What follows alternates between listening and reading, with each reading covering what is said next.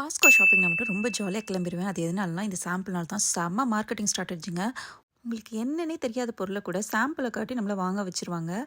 நான் கூட ஃபுட் டெமோலாம் காட்டுறத பார்த்துட்டு, புதுசா வந்திருக்க ப்ராடக்ட் மட்டும் தான் இந்த மாரி டெமோ காட்டி, இந்த மாரி சாம்பிள் குடுத்து கஸ்டமர அட்ராக்ட் பண்ணுவாங்கன்னு நெனச்சேன். ஆனா, அது உண்மை இல்லையாங்க.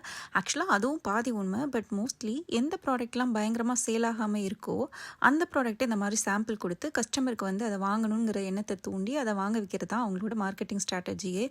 இந்த மாரி ப்ராடக்ட்ட சாம்பிள் குடுக்குறது மூலியமா அவங்களோட சேல்ஸ கிட்டத்தட்ட 2000% இன்க்ரீஸ் பண்ணுவாங்களாங்க சர்டைன் கேஸஸ்ல. அது என்னமோ உண்மதாங்க. பிகாஸ் நமக்கு நெறைய பொருள் வாங்கணும்னு தோணும். பட் அது எப்படி இருக்குங்கிற கொஸ்டின் மார்க் இருந்துட்டே இருக்கும். பட் இந்த மாரி சாம்பிள் குடுக்கும்போது நமக்கு அத பத்தி ஒரு ஐடியா வரும். உடனே அத வாங்கிடுவோம் இல்லையா?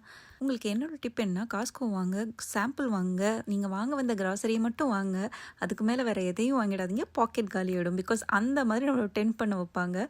எத பார்த்தாலுமே வாங்கணும்னு தோணும். அந்த மாரி தான் அட்ராக்டிவா வச்சிருப்பாங்க. Be careful.